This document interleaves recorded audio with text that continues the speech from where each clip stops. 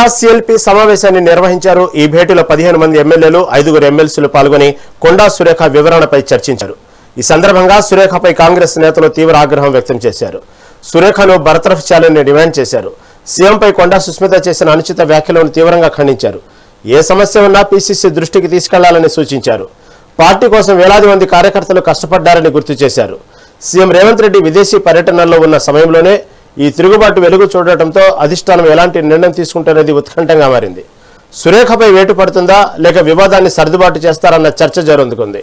మరోవైపు అసంతృప్తి వెనుక కారణాలపై రాజకీయ వర్గాల్లో తీవ్ర ఉత్కంఠ నెలకొంది.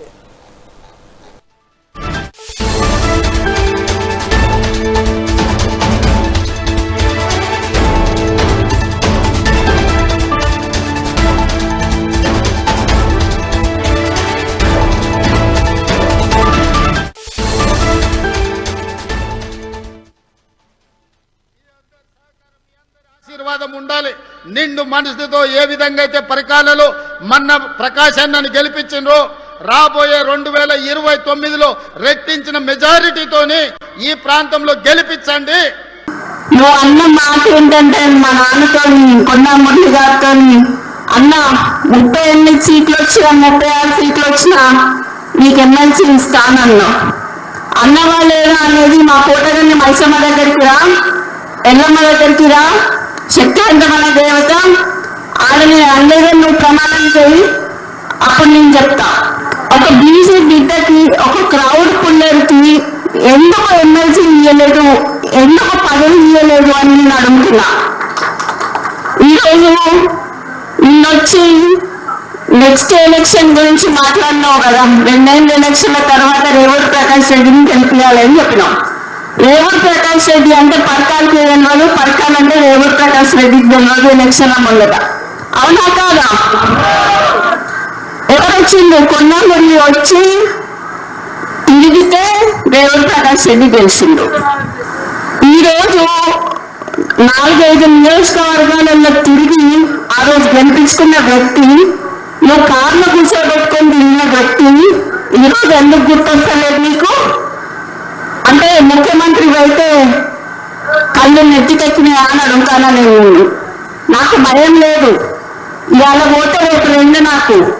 ఎందుకు అని అంటే నా బిడ్డ నా కొడుకు ఎవరైనా చూసుకుంటారు వాళ్ళని. నేను ప్రజల కోసం పనిచేసేదాన్ని, ప్రజల మధ్యలో ఉండేదాన్ని. ఈరోజు మా నాన్న నాకు అట్లే పెంచిండు, నేను భయం లేకుండా పెంచిండు. నేనెవరికి భయపడను, చావుకి భయపడను. కానీ ఈరోజు చాలా ఈ 2 నెలల వరకు ఎందుకయ్యా ఇవాళ రాజీనామా చేయమని చెప్పు. ఇవాళ రాజీనామా చేసి ఎలక్షన్లకు రా. నా ఇల్లు ఇక్కడ వంచనీళ్ళు ఉన్నది, 3 అంతస్తుల బిల్డింగ్ నీకు ఇస్తా. వచ్చి అక్కడనే ఉండి రేవంత్ ప్రకాష్ రెడ్డికి నువ్వు వచ్చి కాంగ్రెస్ చేయి. రేవంత్ ప్రకాష్ రెడ్డి గెలుస్తాడా లేకపోతే కొన్న కుటుంబంలో ఎవరి నుంచి గెలుస్తారు? ఈరోజు నేను అదే అడగదలుచుకున్నా. నీతో పాటు ఒక పొంగు ఉన్నది. ఆ పొంగు ఎక్కువసేపు పొంగదయ్యా, పోతుంది. మరి నువ్వు ముఖ్యమంత్రివా ఆయన ముఖ్యమంత్రి కూడా తెలుస్తలేదు. ఇక్కడ మొన్న హైదరాబాద్ లో ఇంద్రమ్మ ఇల్లు ఇచ్చేటప్పుడు హైదరాబాద్ లో ఆయన పొంగు పోస్టర్లు వేసుకున్నాడు. మరి అక్కడనే హైదరాబాద్ ఇన్ఛార్జ్ అయిన పొన్నం ప్రభాకర్ గారి ఫోటో ఇవ్వలేదు. అంటే బీసీలంటే అంత చిన్నకన్నా మీకు మీ అందరి సహకారం, మీ అందరి కొన్ని గుంటెనక్కల్ని 1-2 ఆ గుంటెనక్కలు ఎన్నుకుంటే దుకాణం నడిపించాలి. మీ యొక్క స్వార్థ రాజకీయాల గురించి మాలాంటి వాళ్ళని బదనాం చేసి ఇట్లా అవమానపరుచుకుంటూ రక్తం దాగుతా కాంగ్రెస్ కార్యకర్తలది మీరు ఎక్కడ పోయినా పర్లే, మా పదవులు ముఖ్యం అనుకుంటే మాత్రం దయచేసి పార్టీలకు వెళ్ళి బహిష్కరించకుండా వెళ్ళిపోండి. ఇలా కొందరు పేర్లు చెప్తున్నారు. మున్గోడు ఎలక్షన్ ఏమైందో ఆయన ఎగిరెగిరి పడతాడు. మున్గోడు ఎలక్షన్ ఏమైంది? ఇంకో ఆయన మాట్లాడతాడు. ఎన్నిసార్లు కాంగ్రెస్ పార్టీ ఎన్నిసార్లు మీకు టికెట్లు ఇచ్చింది, ఎన్నిసార్లు మిమ్మల్ని గౌరవించింది. ఇలా కార్యకర్తలు ఏమైపోతున్నారు? మీకు పనులు చేసిన కార్యకర్తలు ఏమవుతున్నారు? మున్గోడు అయినకైనా, సురేఖకైనా, ఇంకో చిన్నారెడ్డికైనా ఎంతమంది కాంగ్రెస్ కార్యకర్తలు పనిచేస్తే మీరు ఈ స్థాయికి వచ్చారు? సుస్మిత అనే పిల్ల కాకి మాట్లాడే మాటలు, ఆ పిల్ల కాకిన మాట్లాడిన మాటలు ఆమె మాట్లాడిన మాటలు కావు నేను అనుకుంటున్నా.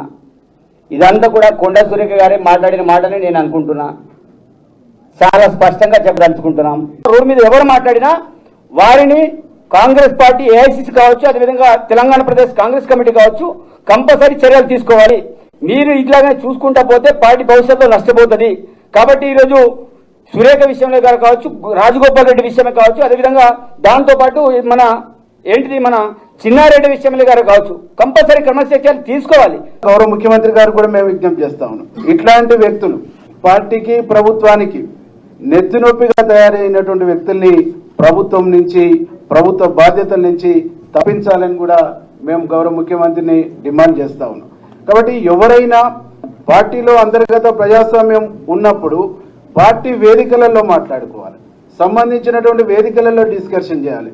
వారి అభిప్రాయానికి సంబంధించిన వేదికలలో స్వేచ్ఛగా మాట్లాడుకునేటువంటి అవకాశం ఉన్నప్పటికీ కూడా ఆ స్వేచ్ఛ మితిమీరిపోయి మైక్ దొరికితే బదాట్ల ఛాయిస్ వస్తే ఊగిపోయేటువంటి నేచరు, ఊగిపోయేటువంటి వైఖరు అది ఎవరు ప్రదర్శించినా అది పార్టీ నిబంధనలకు, పార్టీ నియమాలకు విరుద్ధమైనటువంటి చర్యగా మేము భావిస్తూ గౌరవ ముఖ్యమంత్రి పైన ఎవరు అసత్యమైనటువంటి ఆరోపణలు చేసినా, వితిన్ ద పార్టీలో తప్పుడు పద్ధతుల్లో మాట్లాడినా, ఏకవాక్యంతో సంబంధించిన పదాలు వాడినా కానీ ఉన్నటువంటి ఎమ్మెల్యేలు ఎవరు కూడా చూస్తూ ఊరుకోము అనేటువంటి ఒక విషయాన్ని